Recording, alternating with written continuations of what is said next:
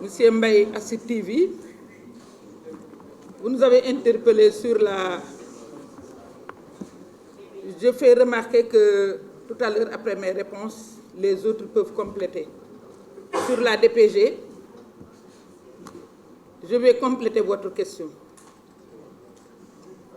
Qu'est-ce qui se passe? Pourquoi le président Ousmane Sonko n'est pas allé à l'Assemblée nationale?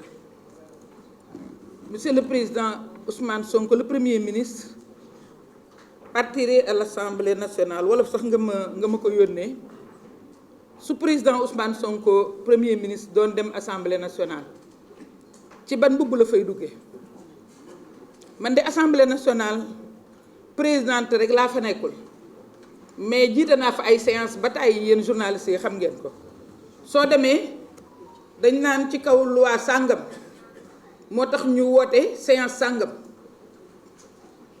mais assemblée tey turu premier ministre nekkatu fa parce que ku añaane sa doona sa deewin dafay ñaaw bi ñuy génne premier ministre en 2019 man bu ngeen dégloo sama intervention bis boobu dama ne leen président na nommé ku ko neex na éliminer ku ko neex moom article 44 ak 45 moom mooy nommé aux emplois civils et militaires waaye nag ñun assemblée dafa dindi suñu doole assemblée amatul woon benn daraja amatul woon droit ci motion de censure amatul woon droit ci motion de confiance amatul woon droit ci dara ñu dindi léppam bi ñu dindee léppam mais assemblée nationale dafa am ay règles foo xam ni règlement intérieur bi di loi organique ñu dindi fa luy premier ministre bi ci kaw lan lay demee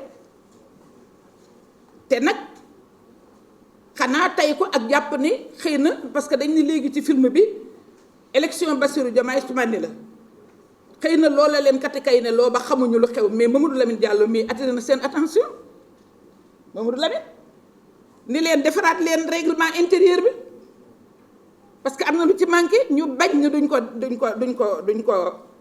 ko defaraat ah Ousmane Sonko nag xam na droit am te itam nag parlementaire la woon ñaareel ba may yeggal leen ci li ñuy ngawtee naan daf ne dafay dem ci benn jury populaire mais su jury normal bi fonctionné wu mu dem ci jury populaire Mamadou Lamine na ngi nii maa ngi moom a dend keroog ba ñuy yokk député yi bëggee yokk député yi dama ne leen man d'accorduma ci man leen yéen a ngi nii yéen député yi jiwu leen réew mi lenn lu tax réew mi di nangoo di consentir juróom benn député di leen ko dolli ca lañ mer daal ni bu dee loolu ñu génn ko ci liste nationale ma ni Mamadou Lamine ñii moom li ñu def day na waa di mën ma dinañu obligé ñun opposition bi ñu ànd moom kàddu maanaam liste wàllu yeewi ci moom mii la jóge keroog lañ ko xalaat assemblée dafa am histoire kon ñun ragaluñ ci dara bu président Ousmane Sonko ne mu dem ci jury populaire xam nañ ni même ñun ñi nga xam ni ñoo doon xeex parité ci biir assemblée nationale lañ ñu andil ñuy def parité bokkul ak li ñu gënal foofu laa ci yem.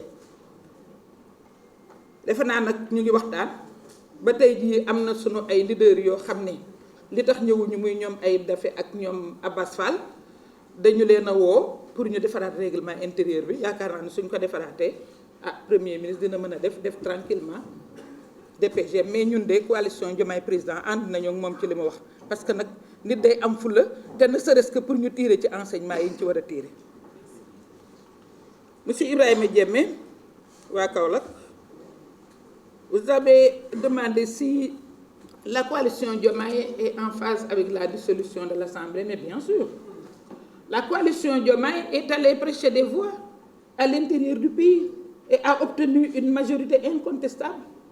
Nous voudrions que cette majorité se traduise à l'Assemblée nationale. Parce qu'aujourd'hui, même si Ousmane Sonko, par élégance, devait se présenter à l'Assemblée, mais ce n'est pas une assemblée légitime. C'est une assemblée qui n'est pas l'assemblée du peuple. C'est une assemblée qui ne répond pas aux aspirations du peuple.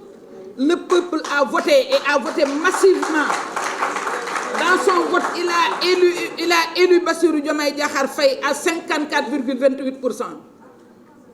le peuple peut rééditer cet exploit mieux, compte tenu de tout ce que j'ai dit ici, et que le peuple a constaté avec moi, le peuple peut donner plus. C'est-à-dire, les législatives peuvent enregistrer un score beaucoup plus grand.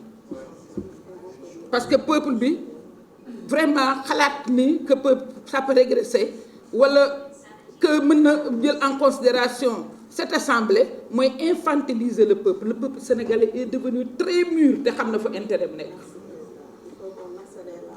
Oui, il faut accélérer, Aminata. Il faut accélérer. Madame Maïmouna Seck de RSI, la réduction des comptes. Mais non seulement nous sommes pour la réduction des comptes, mais c'est dans le projet. Dans le projet bien avant. C'est-à-dire, ils ont montré la voie. Tous les membres du gouvernement ont fait leur déclaration de patrimoine. Le PASTEF, qui est le parti leader aujourd'hui, a montré la voie. Nous avons toujours été pour la réduction des comptes. Au niveau de la coalition Diomaye Président, nous sommes pour la réduction des comptes. C'est lent. Ça veut dire qu'on a laissé les organes de contrôle faire leur travail sans pression. Aujourd'hui, moi, j'ai l'IGE à l'ADER. Et c'est un peu pour répondre à l'autre question, une partie de la question qui parle de l'ADER. Parce que, comme vous le savez, ce n'était pas normal. Il y avait une gestion clanique que j'ai toujours dénoncée. Parce que ce n'était pas normal. Un vieux me disait, defal ndank ci recouvrement yi mën na dal ci sa njaboot man ko ma xam ni kon njaboot bu ma war la parce que man financé wuñu ko ànd ak kon ku jël financement ba recouvrement di la ci fekk nga xam ne nekk ko en phase ak man lu la ci fekk nag àllaaxira mën nañoo bañ a gisante hein. Alors donc je pense que pour l'appel à candidature, parlons-en. Qu'est-ce qui était écrit dans le projet? Pour certaines fonctions, c'était bien marqué. Mais au-delà de ça, aujourd'hui à l'ADER, ce que disent les femmes, vous savez quoi? Aïda Mbodj war na am lu ëpp DER. Donc kooku mooy ñun dañu weesu appel à candidature. Vous croyez que quelqu'un peut me battre pour occuper la direction de l'ADER? Donc, vous êtes d'accord, c'est-à-dire en contestant le fait qu'on n'ait pas appliqué l'appel à candidature, vous êtes d'accord qu'on a mis depuis le début, depuis la mise en place du gouvernement, on a mis les hommes qu'il faut à la place qu'il faut. Ça, au moins, les ennemis les plus radicaux sont d'accord sur le fait que ce gouvernement-là sait choisir, ce gouvernement-là sait faire la part des choses. Et ce qui est plus rassurant, c'est que quand il y a eu l'entrée des militaires, le ministre de l'Intérieur, le ministre des Forces armées, mais on sait que ce gouvernement-là est sur le plan de gérer très vite les préoccupations des Sénégalais. Et c'est ça qui importe, prendre en charge les préoccupations des populations et arriver à résoudre les problèmes. C'est ça notre problème. Mais je pense qu'il n'y a pas de problème. Et vous voyez, dans beaucoup de directions, les plus gradés et les meilleurs sont à la tête de ces directions. Aïssatou Traoré, nga wax ci vacances agricoles. Vacances agricoles dañ koy door a officialiser. waaye lii di vacances agricoles, lii di don de sang, lii di mobilisation de citoyenneté set setal loolu moom mooy credo Pastef. wax dëgg yàlla ñun ñëpp suñuy parti ngi fi woon mais Pastef moo doon def loolu.